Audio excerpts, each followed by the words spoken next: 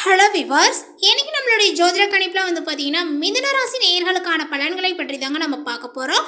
வரக்கூடிய ஆகஸ்ட் 6ஆம் தேதி என்று பார்த்தீங்கன்னா சில முக்கிய கிரக மாற்றங்களினுடைய பயிற்சிகளானது ஏற்பட்டிருக்கு. ஸோ இதனுடைய தாக்கங்கள் மிதுன ராசிக்காரர்களுடைய வாழ்க்கையில் எப்படி இருக்க போகுது, அவர்களுடைய வாழ்க்கையில் பார்த்தீங்கன்னா ஏதாவது முன்னேற்றங்கள் இருக்குமா, இல்லை வேறு ஏதாவது பார்த்தீங்கன்னா இவர்கள் பின்னடைவுகளை சந்திப்பார்களா, இவர்களுக்கு பொருளாதார ரீதியாகட்டும் வியாபார ரீதியாக பார்க்கும் பொழுது இவர்களுக்கு எப்படி இருக்க போகிறது, அது மட்டும் இல்லாமல் இவர்களுடைய குடும்ப சூழ்நிலைகளானது எப்படி அமைஞ்சிருக்கு, இவர்கள் வரக்கூடிய நாட்களில் பார்த்தீங்கன்னா எப்படி எதிர்கொள்ள வேண்டும், எந்த விஷயத்தில் கவனமாக இருக்க வேண்டும், இது போன்ற நிறைய விஷயங்களை பற்றி தான் நம்ம பார்க்க இருக்கோம். பதிவை தொடர்ந்து பாருங்கள். இந்த வீடியோவை மிதுன ராசி நேயர்கள் பார்த்துட்டு இருந்தீங்க அப்படின்னா இந்த வீடியோக்கு ஒரு லைக் கொடுத்துருங்க. அது மட்டும் இல்லாமல் நம்மளுடைய சேனலை இப்போ தான் ஃபர்ஸ்ட் டைம் நீங்கள் விசிட் பண்ணுறீங்க அப்படின்னா நம்மளுடைய சேனலை இன்னும் சப்ஸ்கிரைப் பண்ணாமலே இருப்பீங்க, முதல்ல சப்ஸ்கிரைப் பண்ணிவிடுங்க. அப்படியே கூட இருக்க அந்த பெல் ஐக்கானையும் பார்த்தீங்கன்னா கிளிக் பண்ணி வச்சுக்கோங்க. அப்போ தான் நம்மளுடைய சேனலில் கொடுக்கக்கூடிய அனைத்து தகவலுமே உங்களுக்கு நோட்டிஃபிகேஷனாக வரும், அதையும் நீங்கள் பார்த்து பயனடையலாம்.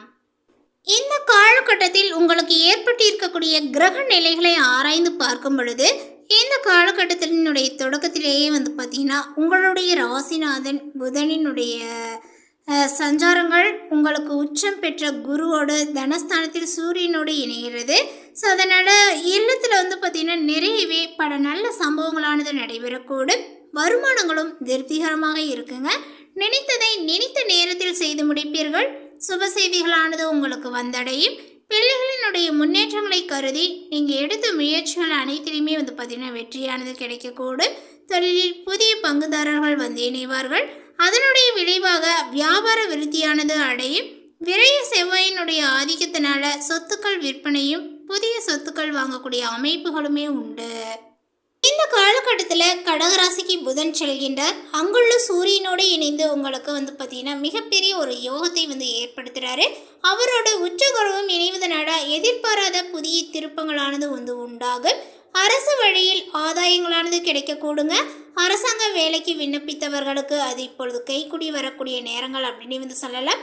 குடும்பத்தில் நீண்ட நாட்களாக நடைபெறாத சுப காரியங்களானது நடைபெறும். தொழிலில் புதிய யுத்திகளை கையாள்வீர்கள்.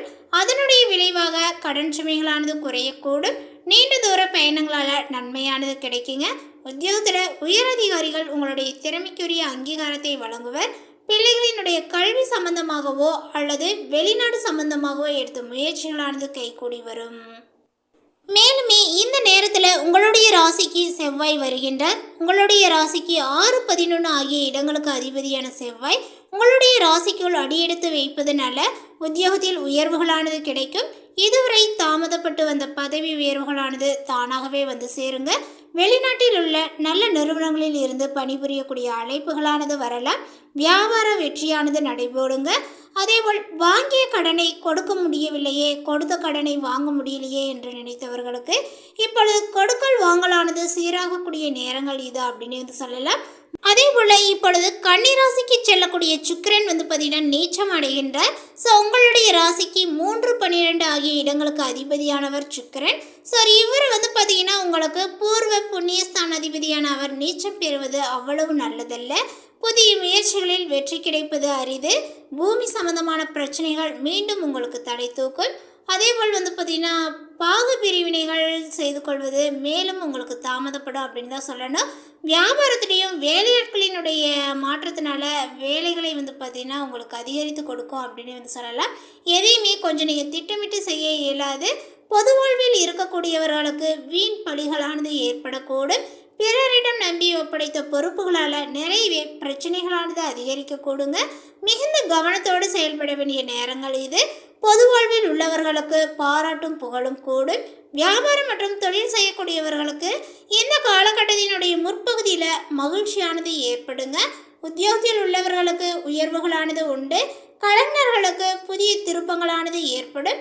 அதேபோல் மாணவ மாணவிகளினுடைய கல்வியில் அக்கறையை செலுத்தி வருவது சிறந்தது. பெண்களுக்கு இல்லத்தில் நல்ல ஒரு சம்பவங்களானது நடைபெறுங்க. பொருளாதாரத்தில் நிறைவுகள் ஏற்படும். அதே சமயம் இந்த நேரத்தில் மன திருப்தியுடன் பார்த்தீங்கன்னா செயலாற்றுவீர்கள். புத்தி சாதுரியங்கள் மூலமாகவே காரிய வெற்றியானது கிடைக்கக்கூடும். கொடுத்த வாக்கை நிறைவேற்றுவதன் மூலமாக மற்றவர்களிடம் மதிப்புகளானது கூடுங்க. பாராட்டானது கிடைக்கும். உடல் சோர்வுகளுமே உங்களுக்கு உண்டாகுங்க. தொழில் வியாபாரமானது முன்னேற்றங்களுக்கான புதிய திட்டங்களையும் நீங்கள் தீட்டுவீர்கள். உத்தியோகத்தில் இருப்பவர்கள் உற்சாகமாகவே செயல்பட்டு வேலைகளை உடனுக்குடன் செய்து முடிப்பீர்கள் அப்படின்னு சொல்லலாம். புதிய பதவி அல்லது பொறுப்புகளானது கிடைக்கக்கூடும். கணவன் மனைவிக்கிடையே நெருக்கங்களானது அதிகரிக்குங்க. குழந்தைகள் உற்சாகமாகவே காணப்படுவார்கள். பெண்களுக்கு மன திருப்தியுடன் காரியங்களை செய்து சாதகமான பலனையை பெறுவீர்.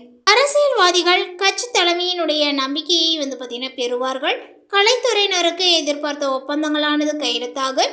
மாணவர்களுக்கு பாடங்களை கவனமாக படித்து கூடுதல் மதிப்பெண் பெறுவீர்கள். பொறுப்புகளானது அதிகரிக்க கூடுங்க. இந்த நேரத்தில் பகைவர்களினுடைய தொல்லைகள் குறையக்கூடும். நீதிமன்றத்தில் இதுவரை அலைகழிக்காத வழக்குகள் உங்களுக்கு முடிவடையக்கூடும் அப்படின்னு சொல்லலாங்க. அதாவது ரொம்ப நாட்களாக ரொம்ப வருஷமாக உங்களுக்கு அந்த ஒரு விஷயங்கள் அலைகழித்துட்டே இருந்திருக்கும். அந்த அலைகழித்த விஷயங்கள் இப்போ முடிவடையக்கூடிய ஒரு சந்தோஷத்தில் இருப்பீங்க. உங்களுடைய சொத்துக்கள் மீண்டுமே உங்களுடைய கைக்கு சேரும். வியாபாரங்களும் சிறந்து உங்களுக்கு வருமானங்கள் பெருகக்கூடும். பணம் கையில் சரளமாகவே புரளுங்க. கூட்டு தொழில் பார்ட்னர்கள் இன்ப முகமாக பழகுவார்கள். அதே போல் சிலர் தங்களுடைய வாசிப்பிடங்களை மாற்றுவர். அடிக்கடி வீடு மாறுவார்கள். பயணங்களின் போது கவனமாக இருக்க வேண்டியது அவசியம். பயணத்தின் போது உங்களுடைய கைப்பொருள் தொலைந்து போக நேருங்க. சட்டவிரோதமான காரியங்களில் ஈடுபடாமல் இருப்பது மிகவும் சிறந்தது. இல்லை என்றால் வம்பு வழக்குகளில் சிக்கிக்கொள்ள நேரலாம். அடுத்ததாக இந்த மிதுன ராசியில் உள்ள மிருகசீரிஷம் நட்சத்திரத்தை சார்ந்தவர்களுக்கு இந்த நேரத்தில் உங்களுக்கு எல்லாமே கவனமாக செயல்பட வேண்டிய ஒரு காலகட்டமாக சொல்லப்படுது. இந்த நேரத்தில் உங்களுக்கு விரயஸ்தானத்திலும் அதன் பின் ஜென்ம ராசிக்குள்ளும் சஞ்சரிக்கக்கூடிய செவ்வாய் செலவுகளை அதிகரித்து கொடுப்பார். அலைச்சலையும் ஏற்படுத்துவார். நிம்மதியற்ற நிலையை உருவாக்குவார். நானும் மோட்சகாரகன் சகாயஸ்தானத்தில் சஞ்சரிப்பதனால நீங்கள் எடுத்த வேலைகளை முடிக்கும் வரை சக்திகள் உண்டாகும். இழுபறியாக இருந்த வேலைகளும் நடந்தேறுங்க. தைரியங்களும் தன்னம்பிக்கைகளும் உங்களுக்கு அதிகரிக்கும். குடும்பத்திற்காக எடுக்கக்கூடிய முயற்சிகளானது வெற்றியாகுங்க. சிலருக்கு புதிய சொத்து சேரும். அதேபோல் இந்த காலகட்டங்கள் முழுவதுமே ஜீவனஸ்தானத்தில் சஞ்சரித்து வரக்கூடிய சனி பகவான் வக்ரம் அடைந்திருப்பதனால உங்களுடைய வேலையில் ஏற்பட்ட நெருக்கடி, தொழிலில் ஏற்பட்ட சங்கடங்கள் அனைத்துமே விலகக்கூடுங்க. வியாபாரம், தொழில் முன்னேற்றங்களானது அடையும். உங்களுடைய சகாயஸ்தானாதிபதி சூரியன் தன குடும்ப வாக்குஸ்தானத்தில் சஞ்சரிப்பதனால குடும்பத்தினரை கொஞ்சம் அனுசரித்து செல்வதும், வார்த்தைகளில் நிதானம் காப்பதும், பண விவகாரங்களில் எச்சரிக்கையாக இருப்பதுமே நன்மையை கொடுக்கும்.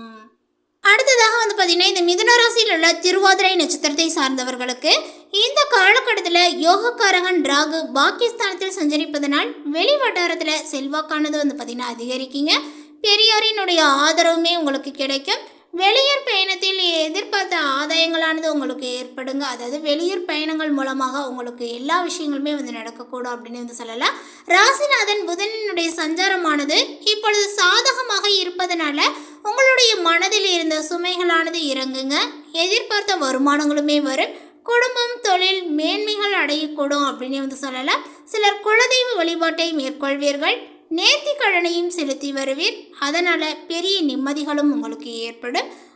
அடுத்ததாக தன குடும்ப வாக்குஸ்தானத்தில் சஞ்சரித்து வரக்கூடிய குரு பகவான் இப்பொழுது இந்த ஆகஸ்ட் மாதத்திலேயே அஸ்தனமாகி இருப்பதனால ஒவ்வொரு வேலையிலும் நிதானங்களானது உங்களுக்கு வேண்டும். புதிய முயற்சியில் எச்சரிக்கையானது அவசியம். இதற்கு அடுத்தபடியாக மிதுன ராசியில் உள்ள புனர்பூசம் நட்சத்திரத்தை சார்ந்தவர்களுக்கு இந்த காலகட்டத்தில் நீங்கள் கொஞ்சம் நிதானமாக செயல்பட வேண்டிய ஒரு காலகட்டங்களாக சொல்லப்படுது.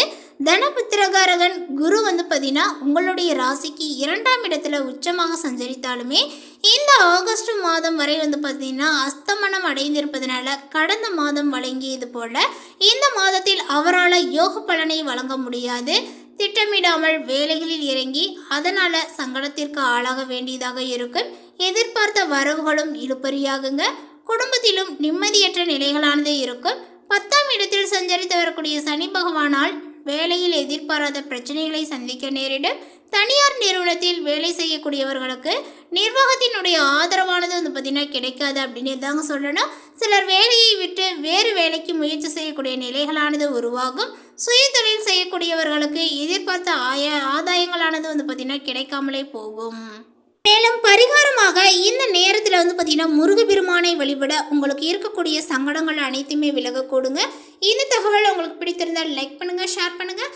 இது போன்ற பல சுவாரஸ்யமான புதிய தகவலுடன் அடுத்த ஒரு வீடியோவில் சந்திக்கலாம். தேங்க்யூ.